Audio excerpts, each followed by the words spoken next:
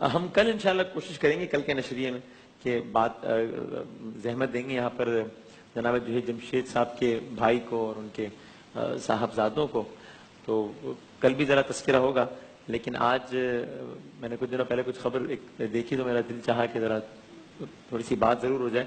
ویسے تو انڈائریکٹلی تو ابھی بھی ہر لمحے ہماری اس نشریات کا حصہ ہوتے ہیں، بلکہ کبھی کبھی میں سوچتا ہوں تو ابھی بھی ایک ناقابل یقین کی کیفیت تکتی. کل جب وہ کلام پڑھ رہے تھے تاجدار حرم تو میں سوچ رہا تھا اللہ کے کام ظاہر اللہ جانتا ہے، اللہ کی مصلحت، کہ ابھی 2 سال پہلے کی تو بات تھی کہ ہم اسی سائٹ پر وہی کلام پڑھ رہے تھے تو میں یہاں کھڑا ہوا تھا، تو ایک طرف جنید جمشید صاحب کھڑے تھے، ایک طرف امجد صابری صاحب کھڑے تھے، اور تینوں مل کے کلام پڑھ رہے تھے.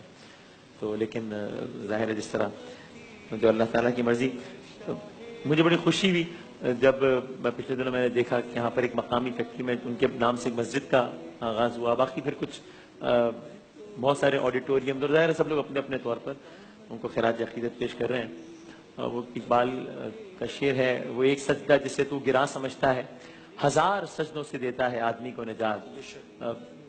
مجھے علامہ اقبال میں سمجھانا چاہتے ہیں کہ جو سر اس کے در پر جھک جائے وہ پھر در بدر نہیں رہتا ہے، پھر اس میں خالق کو کوئی فائدہ نہیں ہے، وہ مخلوق کا مفاد ہے.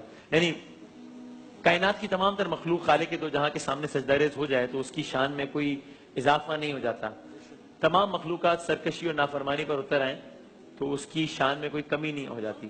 صالحین کا یہ قول ہے، اور یہ قول جنید بھائی کو خاصا پسند تھا. وہ اکثر اس بات کی تکرار کرتے تھے کہ ہم یہاں پر جتنا کلام پڑھتے رہے اس کی شان میں اضافہ نہیں ہو جانا، سب پڑھنا چھوڑ دیں اس کی شان میں کوئی کمی نہیں ہو جانی.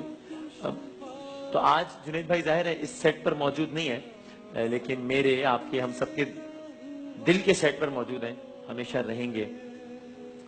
اور یہ ایک اصول فطرت ہے، مشکلات اور تکالیف سے آسانیوں اور آزمائشوں کی طرف سفر کرنا آسان ہوتا ہے، لیکن آسائشوں سے مشکلات کا سفر اختیار کرنا بڑا مشکل ہوتا ہے. انسان مشکل میں ہو پھر راحت کی طرف چلا جائے، آسان سفر ہوتا ہے. انسان بہت راحت میں ہو وہاں سے مشکل کی طرف جائے، مشکل سفر ہوتا ہے. لیکن اگر ان مشکلات کے باوجود بھی جو لوگ کٹھن راہ کا انتخاب کرتے ہیں ان لوگوں کا ایمان بہت مضبوط ہوتا ہے. ایک واقعہ مجھے یاد آتا ہے، زمانہ قدیم تھا، ایک بادشاہ بھیس بدل کر اپنی رعایا کا حال خود اپنی آنکھوں سے مشاہدہ کیا کرتے تھے. مشہور صوفی بزرگ ابراہیم بن ادھم جو کہ نام سے مشہور ہے، وہ بادشاہ تھے. ایک دن کافی پرانا، کافی پیوند زدہ لباس پہن کر ایک حمام میں گئے. پرانے زمانوں میں رواج تھا. حمام کا جو مالک تھا اس نے اس کی طرف ظاہری حالت دیکھی، اسے نہیں معلوم تھا بادشاہ ہے، ظاہری حالت دیکھی تو وہ آسانی سے سمجھ گیا کہ اس کی جیب میں پیسے نہیں ہوں گے. تو حمام کے مالک نے بادشاہ کو داخل اندر نہیں ہونے دیا، اسے نہیں معلوم تھا بادشاہ ہے یہ. یہاں سے واپس اپنے محل میں آئے، گہری سوچ میں ڈوب گئے. کسی دوست نے پوچھا کہ کیا سوچ رہے ہیں؟ میں سوچ رہا ہوں جب ایک حمام کا مالک پیسوں کے بغیر حمام میں داخل نہیں ہونے دیتا، کائنات کا مالک نیک اعمال کے بغیر جنت میں کیسے داخل ہونے دے گا. اس واقعے نے کہتے ہیں ان کی زندگی بدل دی تھی. انہوں نے شاہی چھوڑ دی تھی، گدائی اپنا لی تھی، بادشاہ چھوڑ دی تھی.